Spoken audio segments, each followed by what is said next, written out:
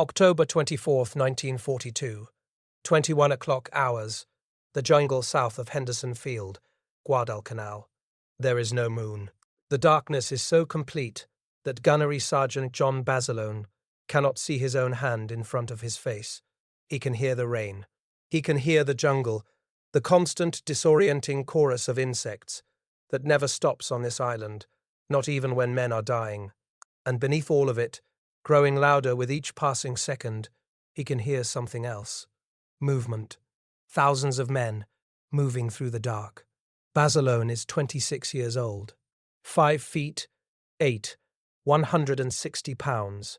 He grew up in Raritan, New Jersey, the son of a tailor, and 10 years ago he was working as a houseboy in a country club, serving cocktails to men who would never learn his name. Tonight he commands 2 water-cooled M19 17A1 machine gun positions in a thin green line of Marines that stands between the Japanese Imperial Army and the airfield that controls the entire Pacific War. In the next 6 hours, approximately 2,500 Japanese soldiers will attempt to walk through him. What happens next will be documented by 3 surviving eyewitnesses, entered into official Marine Corps records, and recognized by a Medal of Honor citation that, even by the extraordinary standards of that award, reads like something a novelist would reject as too implausible. But this is not a story about a medal. This is a story about who John Basilone was before the jungle made him into marble, and about what happened to a man the country turned into a symbol while his friends kept dying without him. The Basilone family arrived in America the way most Italian immigrant families arrived, with almost nothing, and with everything. Salvatore Basilone came from Catanzaro in the province of Calabria, the kind of southern Italian poverty that made Ellis Island look like paradise. He settled in Raritan, New Jersey, a small manufacturing town on the Raritan River, took work as a tailor, married Dora Benchevenga, and together they built the kind of household that was simultaneously ordinary and extraordinary. 10 children around a table, Sunday dinner stretching until dark, a home where English and Italian tangled together in every conversation, and nobody thought anything of it. John was the 6th child, born on November 4th, 1916. He was, by every account his siblings gave in later years, not the most ambitious of the Basilone children, nor the most studious. He liked sports. He liked cards. He was, his brother George would remember, the kind of kid who could talk to anybody. The Iceman, the priest, the mayor, it didn't matter. He had a quality that defies easy description, but that every person who knew him mentioned. He made people feel comfortable. He was warm in a way that seemed instinctive rather than performed. He was also, by age 15, clearly not built for the tailor's shop. Raritan in the early 1930s was a depression town. The kind of town where a young man with no particular educational ambition could see his entire future mapped out before him in the face of every older man on the block, the same factory, the same block, the same corner until you were too old to stand on it. John Basilone was not contemptuous of that life. He simply could not make himself want it. He took a job at the Raritan Valley Country Club as a caddy and general help, what the era called a houseboy, fetching drinks, carrying bags, running errands for men whose names appeared in the newspaper. He was good at it, because he was good with people, but he understood with the clarity that sometimes strikes certain young men around age 17 that he was passing time, not living a life. In 1934, at age 18, John Basilone walked into a United States Army recruiter's office in New Jersey and lied. He told them he was 21. He was not. The recruiter, who had seen this specific lie approximately 400 times, wrote down what the boy said and accepted him into the United States Army. Whether Basilone was driven by patriotism, adventure, escape, or simply the deep mammalian need to belong to something larger than himself, is impossible to know with certainty. What his letters home suggest, and he wrote home regularly, in the slightly formal prose of a young man trying to sound more educated than his schooling warranted, is that the army gave him, almost immediately, something he had not known he was missing: structure, brotherhood, purpose. He was assigned to the 16th Infantry Regiment at Fort Jay, New York, then shipped to the Philippine Islands in 1936, where he served at Fort William McKinley outside Manila through 1939. The Philippines of the late 1930s were a particular kind of posting. Hot, complex, gorgeous, full of the kind of slow military life that either drove men to drink or gave them time to master their craft. Basilone mastered his craft. The craft was the machine gun, specifically the M1917A1 water-cooled Browning, a weapon that had been designed in 1917 and had changed relatively little since. It was heavy, 104 pounds with its tripod and water jacket. It was temperamental. It required constant maintenance, careful feeding of its cloth ammunition belts, precise calibration of its headspace and timing, to prevent the feed jams that could silence it at the worst possible moment. Most soldiers of that era learned to operate the weapon competently. Basilone learned to love it. His fellow soldiers in the Philippines described him as almost compulsive about the gun. He would spend off-duty hours disassembling and reassembling it. He ran his crew through drills until the manipulation became unconscious. Feed the belt, clear the jam, adjust the traverse, feel the timing in your hands the way a pianist feels tempo. He entered and won the inter-company machine gun competition in the Philippines, a fact he mentioned in a letter home, with the particular restraint of a man who is deeply proud but has been raised not to boast. "I came in first in the shooting competition," he wrote to his parents. "The gun runs good when you treat it right." He was discharged in 1939 and came home to Raritan. He worked briefly for a trucking company.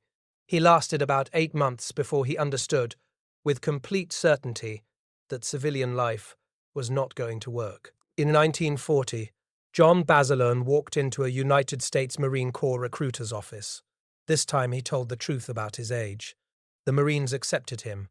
He completed boot camp at Paris Island, and by early 1942 he was a sergeant assigned to the 1st Battalion, 7th Marines, 1st Marine Division, the outfit that would ship out to Guadalcanal. His fellow Marines in the 7th Regiment would later be asked, repeatedly, to describe Basilone before the war made him famous. The answers are remarkably consistent. Not John Wayne, not a Hollywood warrior.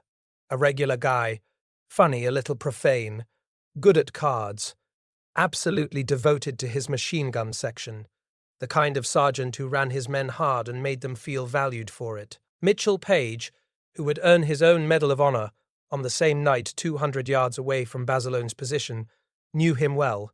Page remembered him as technically the best machine gunner I ever saw, and then added, almost as an afterthought, and one of the most decent men. That word, decent, it will matter later. Guadalcanal is not a place that announces its importance. From the air, it is a mass of dark green mountains, descending to narrow coastal plains, beautiful in the abstract, lethal in detail. The jungle is layered, and total, a canopy so dense that sunlight reaches the ground in thin slices, and the undergrowth grows in permanent twilight. The island produces heat, rain, insects, and disease with impartial abundance. Malaria is not a risk on Guadalcanal. It is a near certainty. The Marines of the 1st Division landed on August 7, 1942, in the first American offensive ground operation of the entire war. They seized the partially completed Japanese airfield on the northern coastal plain almost immediately. Within 12 hours, they had renamed it Henderson Field, and within 12 hours, they understood that holding it was going to be the defining challenge of the Pacific Campaign. Henderson Field was, at that moment in the war, the most important piece of real estate in the world.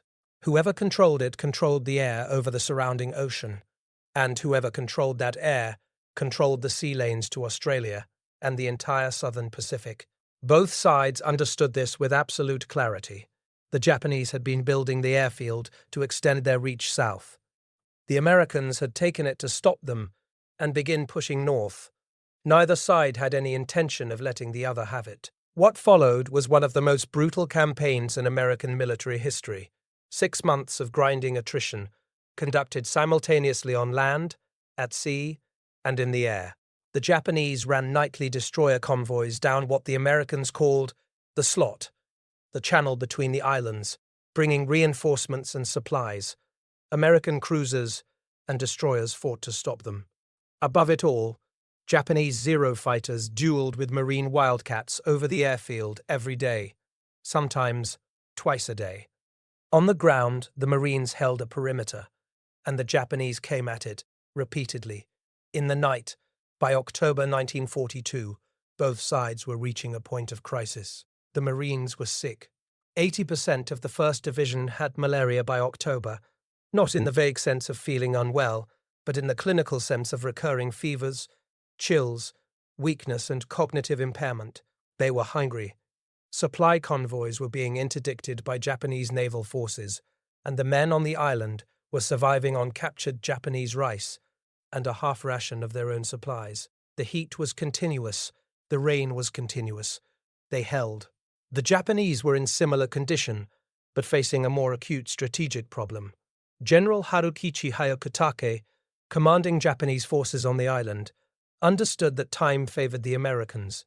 Every month, the American industrial machine ran at full capacity was a month that tipped the balance further toward an American victory. Guadalcanal had to be retaken before that machine reached full production. In October 1942, Hyakutake ordered what would be Japan's most ambitious ground offensive of the entire Guadalcanal campaign. His operations officer, Lieutenant General Masao Maruyama, would lead 2 full infantry regiments, the 29th under Colonel Masajiro Furimiya and the 16th under Colonel Toshinaro Shoji, in a coordinated assault on the marine perimeter south of Henderson Field.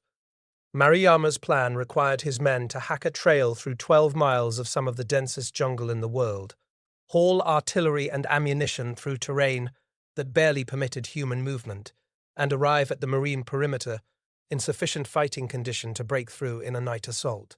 The plan was, by any objective military assessment, almost impossibly ambitious. It required precise coordination in near-total darkness. It required 2 regiments to strike simultaneously at a specific section of the American line, and it required that line to break. The section of the perimeter assigned to the 1st Battalion, 7th Marines, ran along a stretch of ground that would later be called Coffin Corner, a shallow ridge above a small stream, backed by jungle, covering approximately 900 yards of the American line. The Marines dug in along this section were exhausted, sick, and outnumbered. They had machine guns, rifles, and the peculiar Marine institutional stubbornness that had accumulated over 167 years of being told that positions were indefensible and refusing to agree. In the days before the assault, John Basilone knew something was coming. He could not have told you how he knew. The intelligence was fragmentary.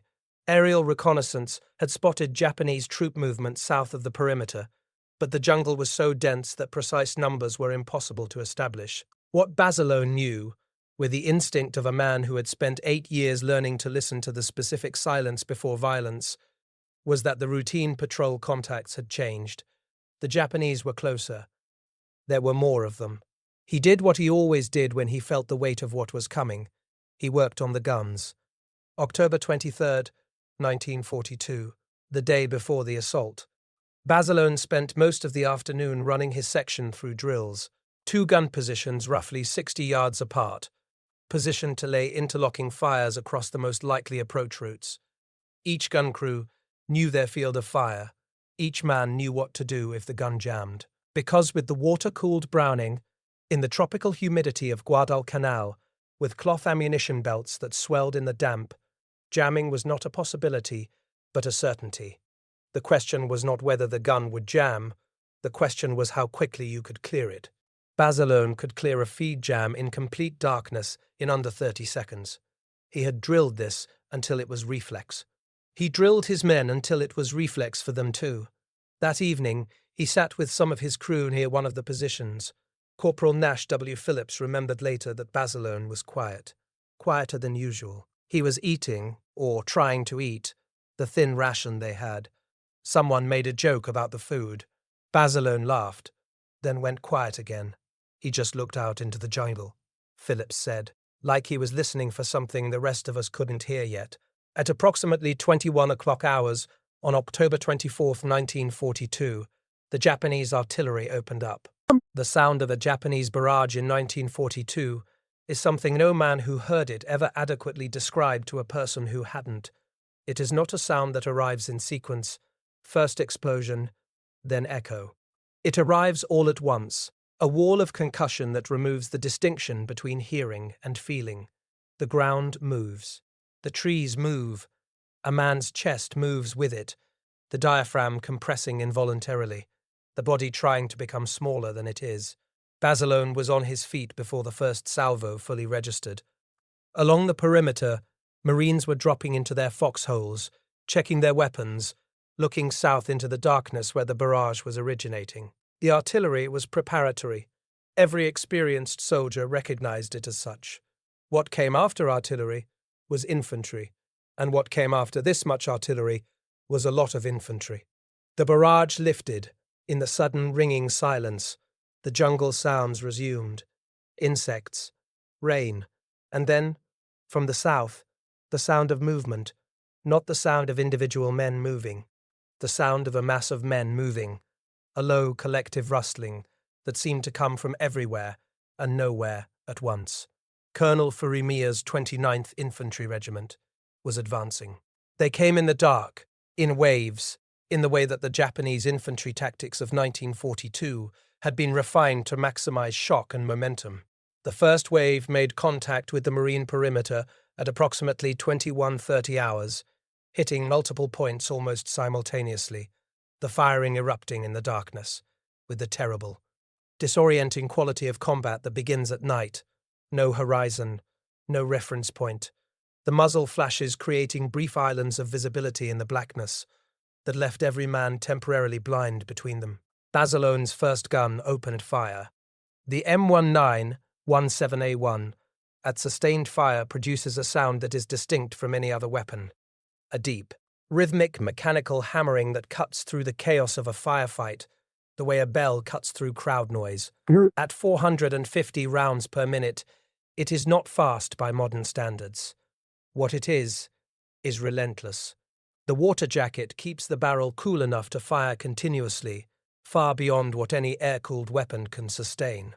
In a night action where momentum and volume of fire determine who holds the ground, a water-cooled gun, operated by a crew who knows what they're doing, is not just a weapon, it is a wall. For the first hour, the wall held. Then the first gun went down.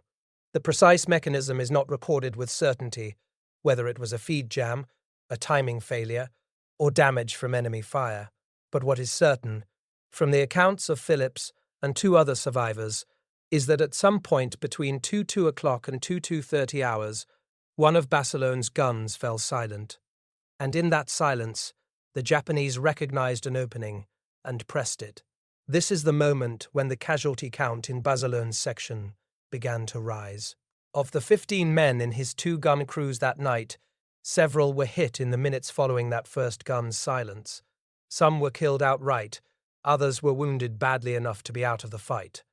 Basilone was moving between positions in the darkness, by sound and feel, shouting instructions, dragging men, making assessments with the rapid triage of a sergeant who has trained for this moment without ever quite believing it would be this complete, this dark, this loud. He got the first gun back up. Then the ammunition ran out. Here, the historical record becomes both very precise and almost impossible to fully imagine. The ammunition supply point for Basilone's section was roughly 200 yards away, through jungle that, at this moment, had Japanese soldiers moving through it. Some of those Japanese soldiers had already passed through the initial Marine line. The jungle between Basilone's position and the ammunition was not safely rear area. It was contested ground. Someone had to go get the ammunition. The men who were still functional looked at each other in the darkness.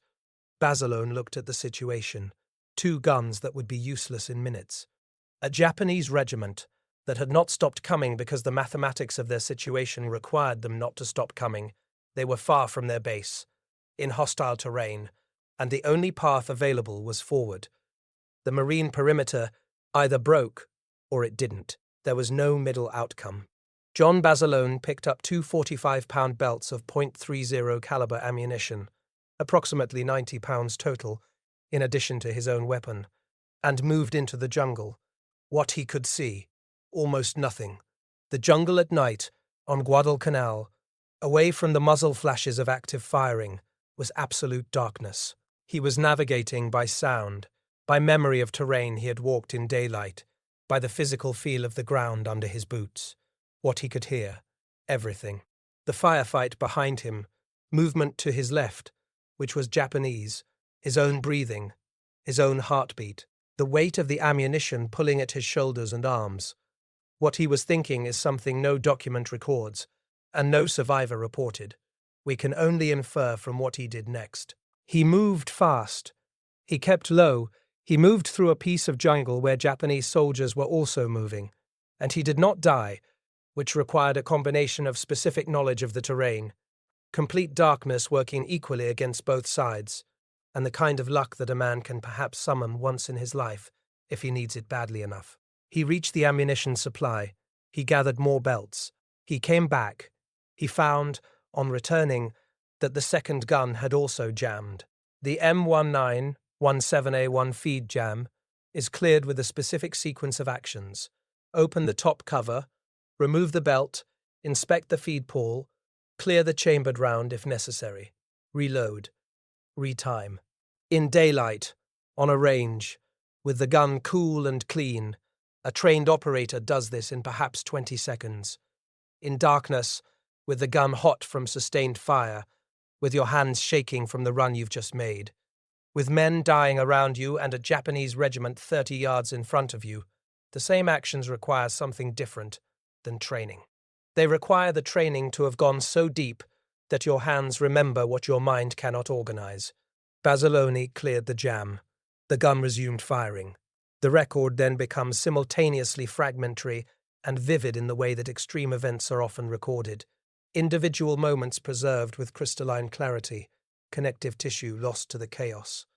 What the Medal of Honor citation records, and what 3 surviving witnesses corroborated, is that at some point in the hours between 22 and 4 o'clock, Basilone was the last operational man at his gun position.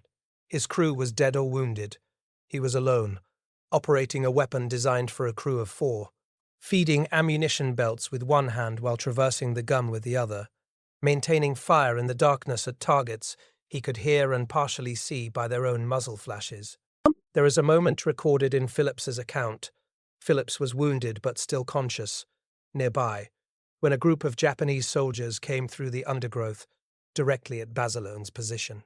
Close enough that the machine gun's minimum depression could not engage them, Basilone drew his Colt M1911 pistol. A pistol against multiple men at close range, in darkness. The mathematics of that situation are not favorable. Basilone operated anyway, fighting the position with his sidearm until he could return to the machine gun, which he then operated until the Japanese pressure at that point of the line relented. And here is what is simultaneously military fact and almost incomprehensible as human experience.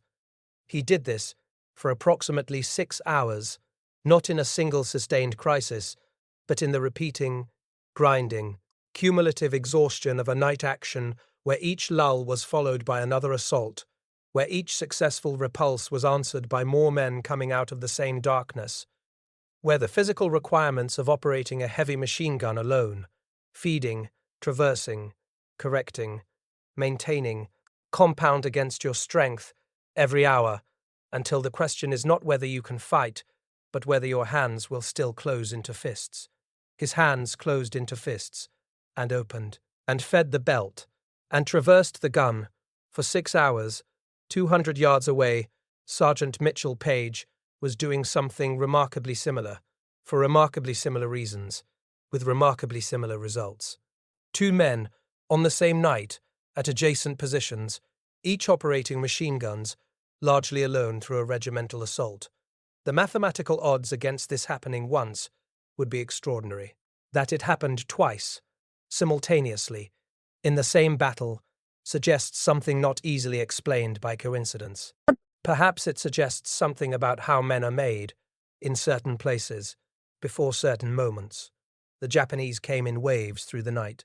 Some of those waves, hitting Basilone's section specifically, were led by officers who believed, because their intelligence had told them, because the logic of combat suggested, that a position under that volume of fire for that duration could not still be manned, could not still be functional. A position absorbs casualties. Ammunition exhausts. Men break. This position did not break. The Japanese could not understand it, in the brief, terrible clarity of a night assault. When you are moving toward a gun position, and the gun has been firing for 4 hours, without stopping, without apparent degradation of volume or accuracy, the cognitive dissonance is profound.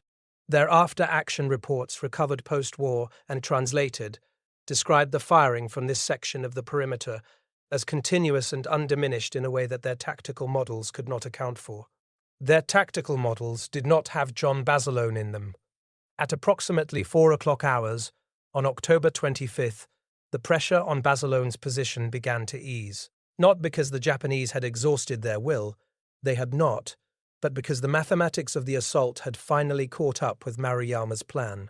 The coordination between Furimiya's 29th Regiment and Shoji's 16th Regiment had broken down in the jungle. The approach march had taken longer than planned.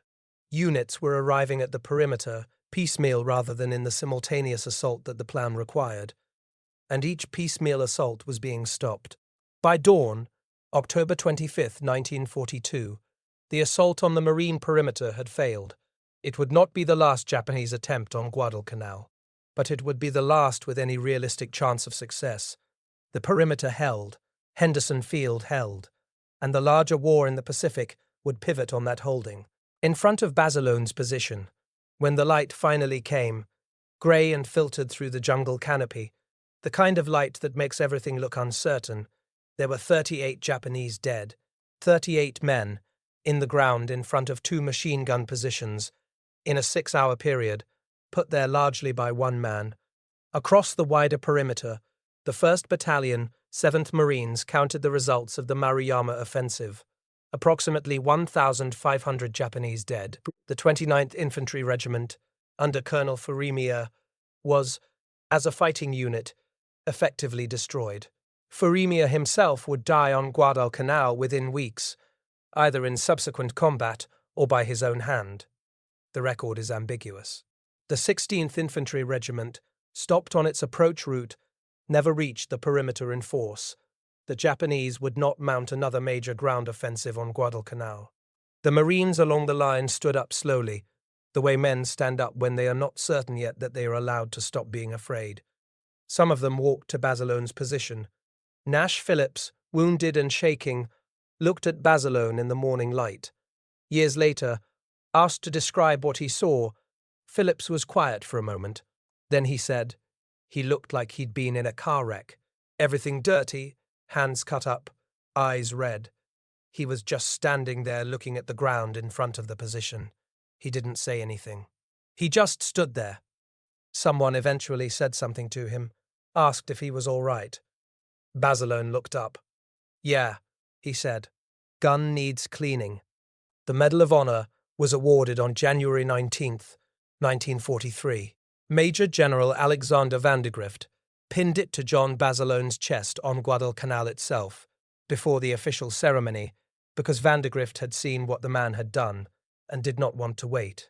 Basilone did not make a speech. He thanked the general.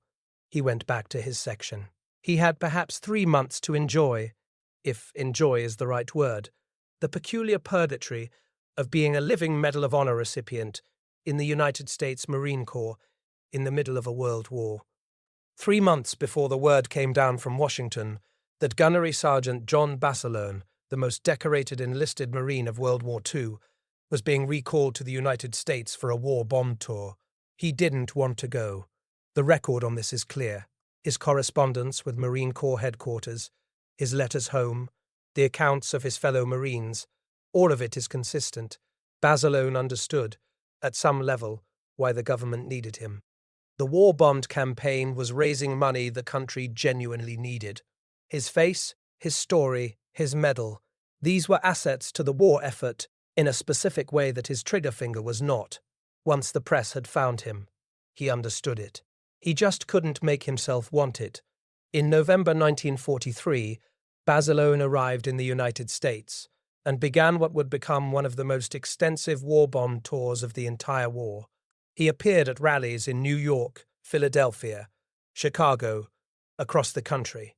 He stood on stages in Times Square while ticker tape fell, and the crowds were enormous, and the noise was different in character from any noise he had previously associated with large numbers of people. It was celebratory, warm, grateful, American in its generous excess. He was photographed with politicians and movie stars. MGM offered him a screen test. A congressman from New Jersey proposed naming a destroyer after him while he was still alive. He wrote to his family during this period with a frequency that suggests loneliness. The letters are careful documents. He was conscious that they might be read by others, that he was now a public figure in a way that constrained even private correspondence. But certain themes recur in a way that cannot be entirely attributed to performance. He missed his men. Not in a sentimental, abstract way, in the specific, daily grinding way that men miss a unit when they have been removed from it mid-campaign. He knew, because the news reached him, that the 7th Marines were still fighting, in the Pacific, in the grinding island-by-island campaign that would continue for years. Men he had trained, men he had eaten with, men who had been next to him in the jungle. They were dying, and he was standing on a stage in Chicago, wearing his medal while a band played. "I keep thinking about the guys," he wrote in a letter to his brother George in early 1944. "I know this is important, but I can't help feeling like I'm in the wrong place." He was not, it should be said, bitter about the tour, or contemptuous of the people who attended. His manner at public appearances was warm and accessible. He was good with people. He had always been good with people. And the Italian-American communities in particular turned out for him in numbers that moved even the government handlers who had organized the events. In Raritan, they gave him a parade. The whole town came out. He stood on a flatbed truck and waved and smiled, and his parents stood on the sidewalk with the look that Italian immigrant parents get when a child has become beyond any prayer they would have dared make, something they cannot fully comprehend. He smiled through all of it and applied repeatedly for return to combat duty. The Marine Corps denied him 3 times. The reasoning was not callous. A living Medal of Honor recipient, killed in action, created a specific kind of morale problem that the public affairs apparatus had no good answer for. Basilone alive was worth, in the cold calculus of wartime propaganda, more than Basilone dead. He was asked to continue the tour. He was offered a commission, a lieutenant's bar. He could have been an officer, safe, stateside for the rest of the war. He turned it down. He said in various recorded formulations that he didn't want to be an officer. He was a sergeant. He knew how to be a sergeant. He wanted to be a sergeant in a rifle company going somewhere that mattered. In late 1944, the Marine Corps finally approved his request for reassignment to combat duty. He was assigned as a staff sergeant. He had declined the promotion to commissioned officer status, but accepted a promotion within enlisted ranks, to the 1st Battalion, 27th Marines, 5th Marine Division, a new unit still training in California, preparing for an operation whose designation was classified and whose target most of the men could only guess at. He did not tell his family he was going back. Or rather, he told them obliquely, in the way of a man who cannot fully explain something he is not entirely sure he can explain to himself. He had met a woman during the bond tour, a Marine sergeant and combat nurse named Lena Ridgey, originally from Oregon, a tough, funny, competent woman who matched him in the particular way that certain people match each other. They married on July 10, 1944, in a ceremony in San Francisco. It was, by his own description, in a letter to George, the best day I can remember that wasn't also terrible. Lena knew what he was. She knew he was going back. She let him go, because she understood that a man who had been John Basilone in the jungle in 1942 and was now being asked to be a symbol at a podium was being asked to be something he was not. She understood, the way that certain people who love warriors understand, that the kindest thing was to let him be what he was.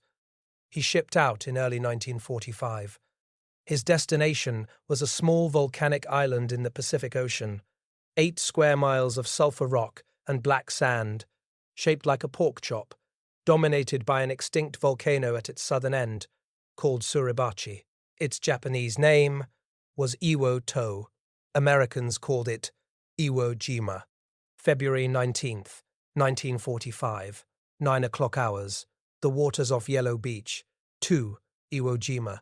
Staff Sergeant John Basilone was in the landing craft with his section, listening to the sound of the naval bombardment that had been going on for 3 days, and would turn out to have been radically less effective than anyone hoped. The island, from the water, looked like something from a geological textbook, stark, grey-black, wreathed in the smoke and dust of the bombardment. Mount Suribachi rose at the southern end, 556 feet of volcanic rock riddled with tunnels and gun positions that the bombardment had not reached. The Marines in the landing craft did not know yet that roughly 22,000 Japanese soldiers were waiting for them in a tunnel system so extensive and so well constructed that the naval bombardment had killed relatively few of them. They did not know that the beach itself was a killing ground, black volcanic sand that grabbed at boots and made movement exhausting, with no natural cover and Japanese guns ranging every square foot of it. They did not know that the first day at Iwo Jima would produce more American casualties than any single day of the Pacific campaign. They knew it was going to be bad. Marines always know. The ramp went down. What happened in the next hours on Yellow Beach 2 is documented in the after-action reports of 1st Battalion, 27th Marines, and in the accounts of the Marines who survived that beach. The Japanese, in the first hours of the landing, held their fire, allowing the beach to fill with Marines and equipment before opening up with everything simultaneously. The effect was catastrophic. Men were caught in the open on ground they could not cross quickly, under fire from positions they could not see. Basilone's section landed and was immediately pinned. The beach was chaos in the specific technical military sense. Units intermixed, communications disrupted, officers and NCOs killed or separated from their men. Fire coming from multiple directions, without clear point of origin. In this environment, the natural thing to do is find cover and wait for someone to establish order. Basilone did not find cover and wait.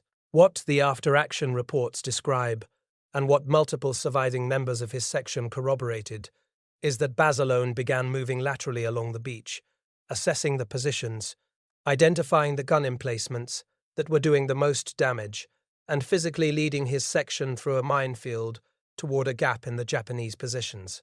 He was not, at this moment, following orders from above.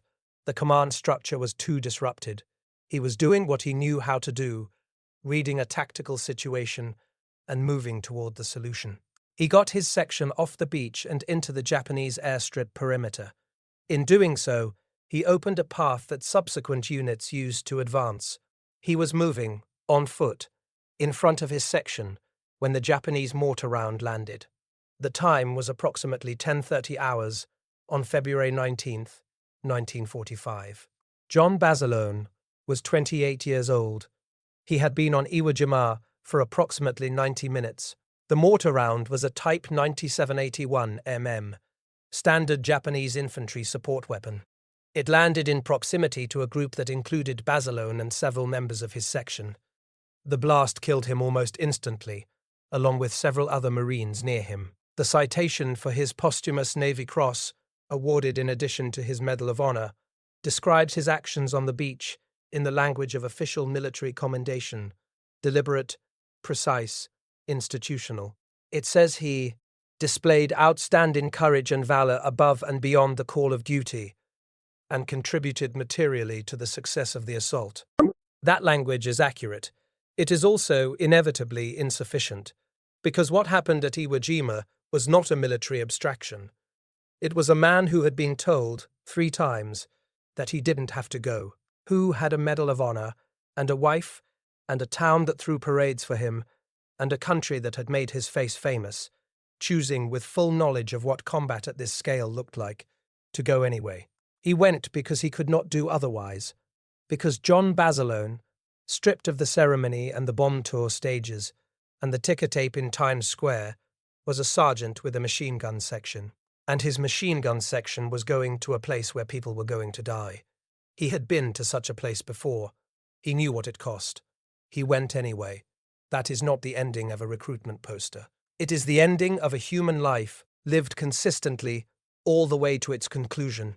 The town of Raritan, New Jersey, holds a parade for John Basilone every year.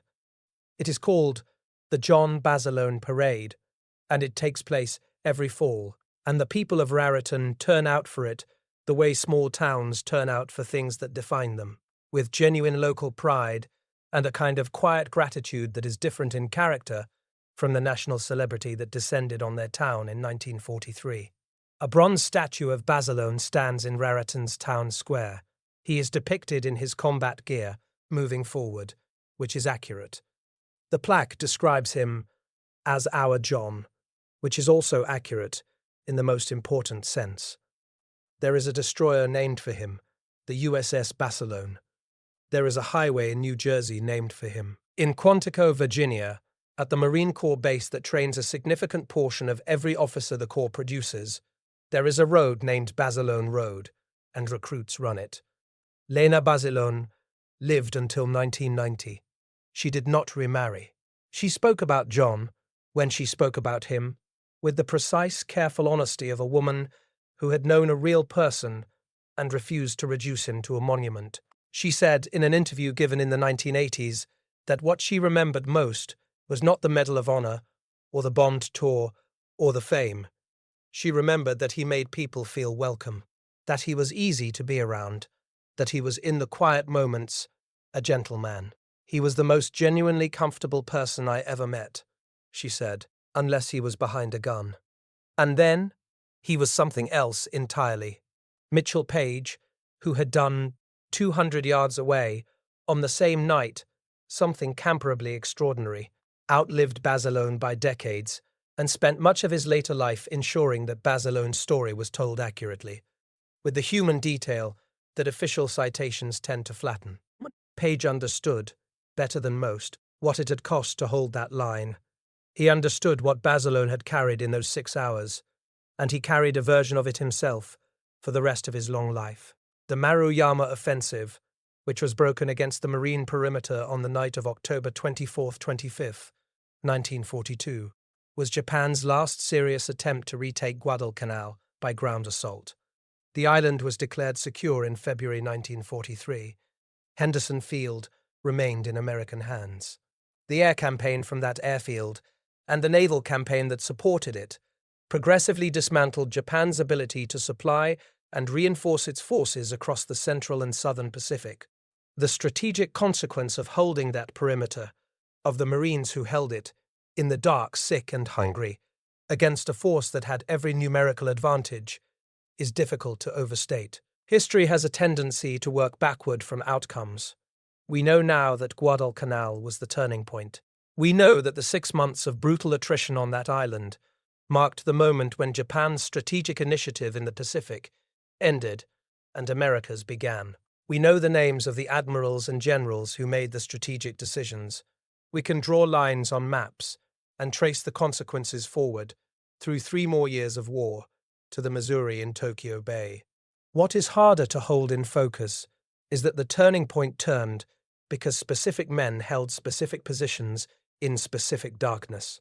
2 machine gun positions, 900 yards of perimeter, 1 night. That is the mathematics of how large things sometimes hinge on small ones. That is the mathematics of John Basilone. The jungle south of Henderson Field has grown back over the decades. The foxholes have filled in. The terrain that men fought over has returned to the indifferent density of tropical growth. If you go there now, and people do go, historians and veterans' families and those who make a particular kind of pilgrimage, there is nothing visible to mark what happened, No monument, no preserved ground, no crater scar, just jungle, just the weight of what the darkness remembers. There is a man, in a bronze statue, in a small town in New Jersey, who cleaned his guns so well that they would not fail him on the worst night of his life. Who loved his men enough to carry 90 pounds through occupied jungle to bring them ammunition? Who was ordinary enough to be known as a good card player, and an easy laugh and a warm presence in any room? And who was, on one night in October 1942, not ordinary at all? He is our John, and the sky over Guadalcanal still belongs in some way that is not metaphor to the men who refused to give it up.